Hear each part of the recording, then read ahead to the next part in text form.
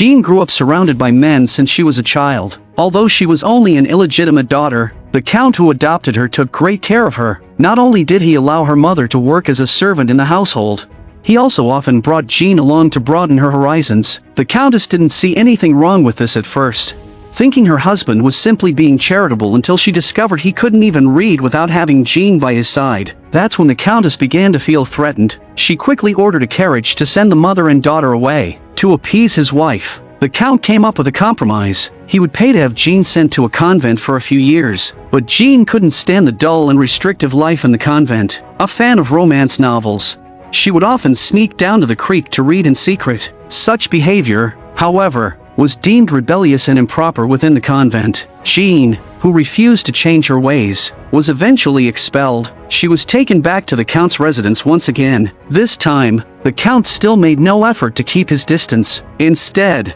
he spent every day with her, reading books side by side. This infuriated the countess. To be rid of this nuisance, she accused Jeanne and her mother of theft and threw them out of the house. With nowhere else to go, the mother and daughter were forced to head to Paris to survive. Jeanne's mother made her work as a nude model, but over time, Jeanne began to grow tired of this life. Eventually, she refused to take off her clothes no matter what. Angry, her mother dragged her off the chair and shoved her into the changing room. She tried both threats and persuasion to make Jeanne comply, but Jeanne stood firm and refused to cooperate. Seeing the stalemate, the artist called Jeanne's mother out of the room and gave her a few coins to send her off to the park. Drawn by the sight of money, her mother left without hesitation, leaving Jeanne alone in the studio. Not long after, Jeanne found a new job. She was hired to read books to a wealthy lady. Thanks to the reading skills she had developed while living with the count, Jeanne quickly won the lady's affection. From then on, Jeanne became part of that household. But it wasn't just the wealthy lady who was fond of her. Her two sons also took a liking to Jeanne. Eager to win over her youth and beauty, the brothers spared no expense in pleasing her. However, the good times didn't last long. Their secret was soon discovered by the wealthy lady. Jeanne was thrown out of the house once again. Yet these experiences gave Jeanne an unexpected lesson. She learned how to attract powerful and wealthy men. This time, Jeanne took shelter in a high-end brothel in Paris, frequented only by the rich and powerful. Every woman there was full of ambition, each hoping to find her own golden goose. Jeanne was no exception. Everyone relied on their own charm. Whoever had the skill got the prize. Clearly, Jeanne had the upper hand. The men here never hesitated to shower her with affection. They spoke of love effortlessly. But Jeanne wasn't so easily fooled. Everything was a transaction, and a deal was made. If you think Jeanne did this out of desperation, you'd be wrong. On the contrary, she was quite satisfied with this life. Here, she felt she had found her true worth. She had never thought of changing anything, and if nothing unexpected happened, Jeanne would likely spend the rest of her life here. But fate had other plans. The romantic King Louis XV had grown tired of the women at Versailles. To please him, a minister decided to select a new woman from this brothel to share the king's bed. He soon set his sights on the enchanting Jeanne. For most, this would have been a dream come true, but Jeanne wasn't interested. Born of low status, she had grown used to life as it was. She feared the uncertainties that came with change, but the minister wouldn't give up. He called it a golden opportunity to become a phoenix rising to the top. Jeanne looked at the coin engraved with the king's face. She didn't say yes, but she didn't refuse either. She didn't seem particularly enthusiastic about it. Whenever she had free time, she still preferred reading romance novels, but her aloofness annoyed one man, who suddenly lashed out violently at Jeanne. The senseless abuse chilled Jeanne to the core. That was when she made up her mind she would enter the palace. Jeanne was brought to Versailles. With just a single smile, she caught the eye of King Louis XV. People began to gossip, because the woman who had captivated the king was a well-known courtesan. Such fortune was something noble ladies could only dream of, and now it had fallen into the hands of someone like her. Versailles was immediately thrown into chaos, but winning the king's affection was just the beginning. To serve him intimately, Jeanne had to pass a series of inspections. The royal physician had to ensure everything was safe for the king. Fortunately, the results were favorable. Jeanne was granted permission to enter. Meeting the king this way for the first time, Jeanne wasn't nervous at all. In fact, she had to hold back from laughing. The king asked her why she was smiling. Jeanne candidly said she was thinking of that coin again. To her surprise, the king wasn't offended. He even smiled in return. Jeanne made no effort to hide her love for wealth, and Louis XV found this honesty quite charming. That very night, the king fell in love with Jeanne. The next morning, he returned to his chambers, ready for the noblemen to begin their formal wake-up ritual. Jeanne was placed in the adjoining room. Louis XV wanted her to observe his daily life through a two-way mirror. As the bed curtains were drawn, the nobles entered the king's room one by one. Jeanne found it all fascinating. What should have been a simple act of waking up was, for the king, a grand and complicated affair. She tried hard not to laugh. Even more surprising, nobles came every morning just to watch this ritual. The king would dress and wash in front of them, a strange blend of privacy and display. When the ritual ended, everyone had to exit the room with small, careful steps. Only princes were allowed to turn their backs to the king. Yet this elaborate morning routine was the king's daily norm. As soon as the ritual was done, Louis XV rushed to see Jeanne. He gave her a priceless diamond necklace and earnestly asked her to stay with him in Versailles. Faced with such affection and luxury, Jeanne had no reason to refuse. The king was overjoyed, and even lowered himself to give Jeanne a deep bow upon leaving. Clearly, the womanizing Louis XV had truly fallen for her. Still, Jeanne couldn't be publicly acknowledged. In a society obsessed with birth and status, her background made her unacceptable to the nobility. Besides, there was still a legitimate queen, which made Jeanne even more unwelcome. But soon, a turning point came. The queen passed away. Now Louis XV no longer restrained himself. Obsessed, he spent every day with Jeanne. This outraged several of his daughters. They approached the king together, urging him to consider the queen's memory and behave more appropriately. Clearly, his relationship with Jeanne was not accepted by his family, and the nobles, too, were united in opposing Jeanne. To silence public criticism, Louis XV decided to give Jeanne a title. He arranged for her to marry the unmarried Count du Barry, thereby raising her social status. This way, no one could attack her background anymore. Of course, Jeanne was only his wife in name. The king's real intention was to bring Jeanne into the public spotlight. He even arranged for her to study court etiquette, so she could present herself better at royal events. Once everything was in place, Jeanne officially gained a new name, Jeanne du Barry, but the whispers and sneers from the crowd made it clear they still hadn't accepted her. Even so, the king's favor elevated Jeanne dramatically. She was no longer just a courtesan, but now a countess with significant status, the last official royal mistress of the French monarchy. The king looked at her with undisguised delight, and his affection for her became widely known. His daughters, however, remained displeased. Though they didn't openly oppose her, their disapproval was obvious. Still, nothing stopped the king from loving her. That very night, Louis XV prepared a special surprise. A young boy climbed out of a box, startling everyone, but the king was delighted. To amuse Jeanne, he had the boy recite romantic poetry on his behalf. Deeply touched by the gesture, Jeanne was moved with affection toward the boy. Named Zamore, she immediately begged the king to make Zamore her attendant. Though this request went against tradition, the king granted it just for her. What Jeanne didn't realize was that this act of kindness would one day cost her life. At this time,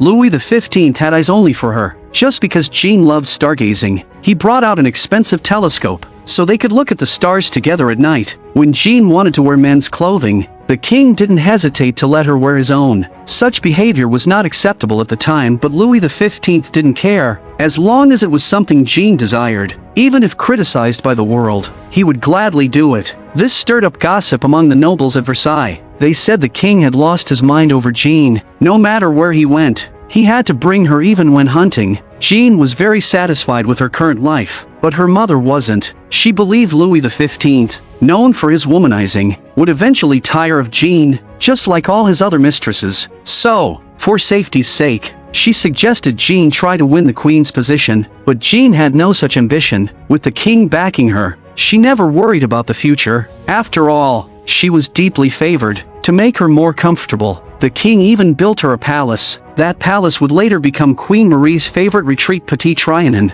With the king's love as her shield, Jeanne began to act fearlessly. She even brought Zamore into a noblewomen's tea gathering. This instantly triggered discontent among the aristocrats. Such behavior was intolerable in that era, but Jeanne claimed confidently that she had the king's permission. Still, the noblewomen couldn't accept it. They formed a united front and mocked Jeanne and Zamore to their faces, calling them the same kind of people. The insult hit Jeanne hard. The atmosphere turned awkward. At that moment, the kind-hearted Princess Louise stepped forward and kindly greeted Zamore, but this innocent gesture led the nobles to believe the princess had taken Jeanne's side. Their anger quickly shifted from Jeanne to the princess. Gossip about the princess exploded throughout Versailles. Strong-willed Louise couldn't bear such slander. To prove her innocence, she gave up her royal title and chose to become a nun. This deeply upset the king. The princess's departure left him in despair. He blamed Jeanne for it all. Suddenly, he grew cold toward her and began to distance himself. Sensing something was wrong,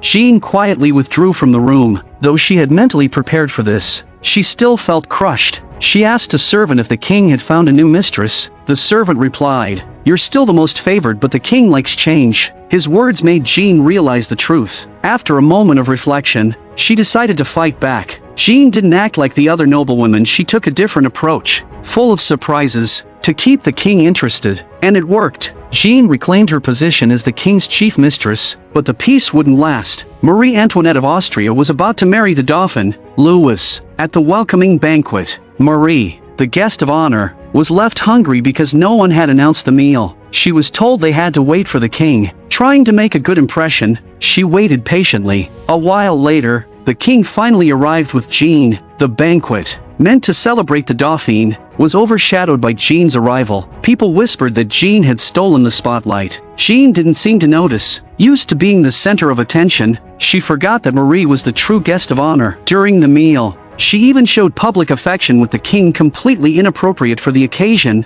The nobles, already displeased with Jeanne, seized the opportunity. They spoke poorly of her background and drew the Dauphin into their camp. There can't be two queens on one mountain. Thus began the rivalry between the two women. Marie was both an Austrian princess and the French Dauphin. Her noble blood meant she could never befriend someone like Jeanne. The nobles, who had always looked down on Jeanne, united against her once again. Before, they held back out of respect for the king, but now the situation had changed. The true mistress of Versailles was Marie. Jeanne's status began to plummet. Marie openly disdained her and ignored her presence. It was a public slap in the face. The nobles enjoyed watching the drama unfold, but they failed to realize they were also challenging the king's authority. One day, while Marie was calmly painting her self-portrait, Louis XV stormed in, visibly angry. Though he said nothing, his expression made his displeasure clear. He knew Marie's rejection of Jeanne was influenced by his daughters and that the nobles were using the Dauphin to push Jeanne out. Without a word, the king swept his gaze across the room and left in silence. His message was unmistakable. If Austria and France wanted to remain allies, the Dauphin would have to make peace with Jeanne. Realizing the seriousness of the matter, Marie quickly sent someone to invite the king and Jeanne to a comedy performance. But the king didn't accept. He wanted a more public reconciliation. Marie got the message. She arranged an accidental encounter during one of Jeanne's walks. She spoke to Jeanne for the first time. Stunned by the gesture, Jeanne was so overwhelmed she forgot how to respond. Realizing Marie really had spoken to her, she was overjoyed. Like a child, she ran into the council chamber without a care, eager to share the news with the king. The ministers were speechless. Jeanne, lost in her happiness, even leapt into the king's arms. Though the ministers said nothing, their expressions said it all. But the king didn't mind. He found Jeanne adorable. With the king's protection, Jeanne kept her place at Versailles. Everything seemed back to normal. Life returned to peace, but the good days didn't last. Louis XV suddenly fell ill. Doctors diagnosed him with smallpox, a deadly and highly contagious disease at the time. Bloodletting made his condition worse, but the ministers weren't focused on saving the king. They were more concerned about the succession. If the king died, Louis XVI would take the throne. While the king lay dying, the nobles began plotting to eliminate Jeanne. They urged a priest to act. The priest subtly suggested the king should send Jeanne away. To protect himself, Louis XV agreed. Realizing her fate was sealed, Jeanne packed her belongings and left Versailles. Once the center of her glory, her past honors flashed before her eyes. She couldn't believe it all ended so quickly. Sitting on the bed, Jeanne felt utterly lost. She asked her maid to check if the candle outside was still burning. As long as the candle burned, it meant the king was still alive. It was her only comfort. The nobles were delighted to see her gone. But suddenly, Jeanne had a change of heart. She wanted to see the king one last time. Without Louis XV's support, she no longer had any influence. The nobles mercilessly refused her, just when she was at her lowest. The Dauphin Louis XVI did her a favor. He allowed her to say goodbye to the king. The two had no words. Only tears could express their sorrow. After saying farewell to their 19-year relationship, Jeanne left by carriage. She departed from Versailles, a place that had never truly welcomed her. Moments after she left, the funeral bell at Versailles tolled. Louis XV was dead. A servant walked out in a daze. The nobles immediately perked up. They were waiting for the news. Sure enough, the servant blew out the candle. The king was gone. The nobles removed their hats in respect. They mourned the death of the monarch. Elsewhere, the heir to the throne Louis XVI prayed for his grandfather. The death of the old king meant a new king had risen. After their brief mourning, the nobles turned their attention to the new sovereign. They flooded the chapel to congratulate Louis XVI. The saying "only the new smile, never the old tears" had never been more true. Thus Jeanne exited the stage of history. She was banished to a convent by the new queen. It seemed Jeanne would live out the rest of her life in seclusion, but Marie Antoinette, now queen,